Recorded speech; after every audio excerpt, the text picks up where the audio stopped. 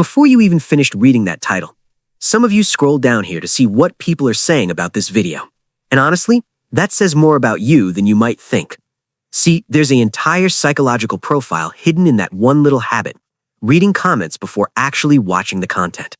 And today, we're going to dig into why your brain does this, what it reveals about how you process information, and why this seemingly insignificant behavior is actually a window into some of the most fundamental aspects of human psychology. Look, we've all been there. You click on a video, an article, or a social media post, and before you even give the actual content a chance, your thumb is already swiping down. You're scanning comments. You're checking what other people think. It's almost automatic at this point, right? But here's the thing. This isn't just a random quirk. This is your ancient brain running a sophisticated risk assessment algorithm that kept your ancestors alive. And in today's digital landscape, that same survival mechanism is playing out every single time you open social media. So if you're someone who always reads comments first, stick around. Because by the end of this video, you're going to understand the fascinating psychology behind this behavior, and you might just recognize yourself in ways that surprise you. 1. The social proof phenomenon. Let's start with the most powerful force at play here, social proof.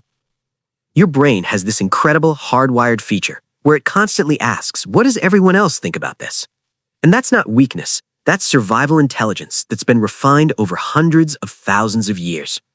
Imagine you're back in a prehistoric tribe. Someone brings back a new type of berry. Do you immediately pop it in your mouth? Absolutely not. You watch what happens to the person who ate it first.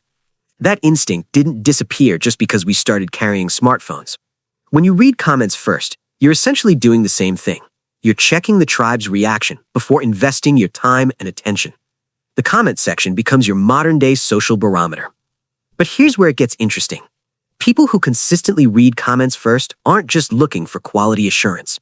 They're often looking for permission to feel a certain way.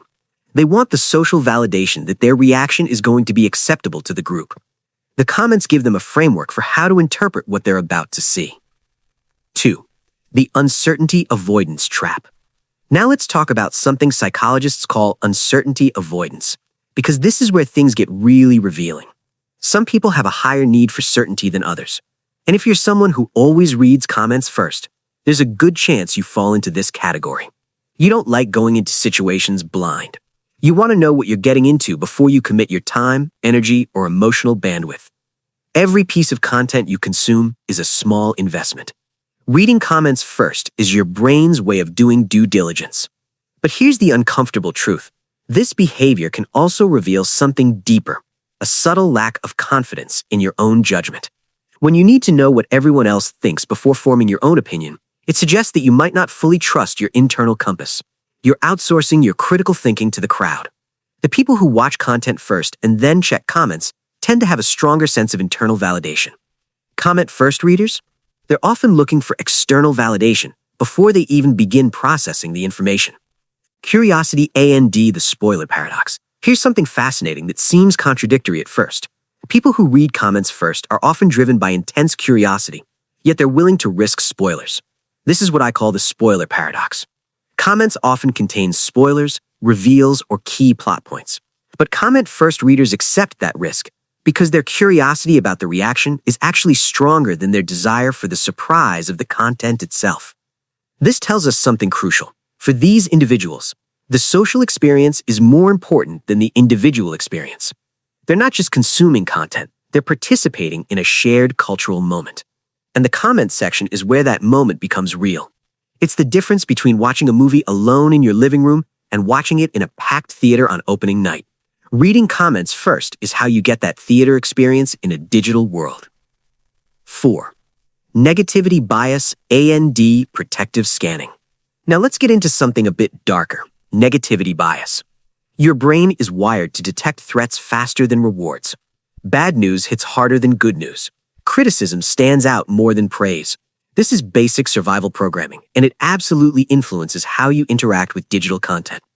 When you read comments first, part of what you're doing, whether you realize it or not, is scanning for danger. You're looking for warnings. Don't waste your time. This is misleading. You're letting other people be the canaries in the coal mine. This is especially true if you've been burned before by clickbait or misinformation. But here's the problem. Comment sections are often disproportionately negative.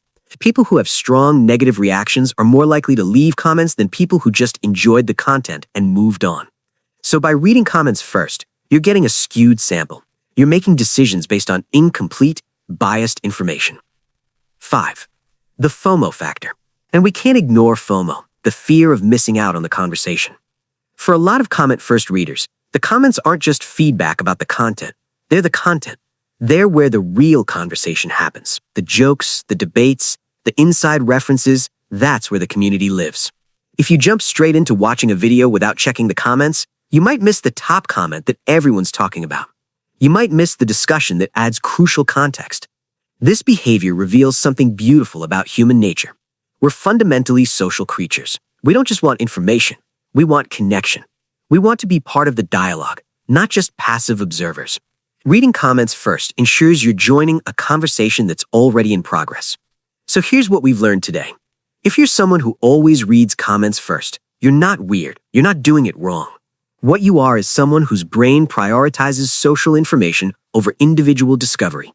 You value collective wisdom. You seek external validation. You manage uncertainty through information gathering. And you see content consumption as a social experience, not a solitary one. But here's my challenge to you. Next time you click on something, resist the urge. Watch the content first. Form your own opinion. Sit with your own reaction before seeing what everyone else thinks. You might be surprised by how different your take is from the crowd. And that's not a bad thing. That's you trusting yourself. Because at the end of the day, the comments will always be there waiting for you. But your authentic, uninfluenced reaction, that's something you only get once. So tell me, and yeah, I see the irony here. Are you a comment-first reader? Or do you trust your own judgment enough to form your opinion first? Drop a comment and let me know. And if you learned something new about yourself today, hit that subscribe button because we're diving deep into human behavior every single week. I'll see you in the next one.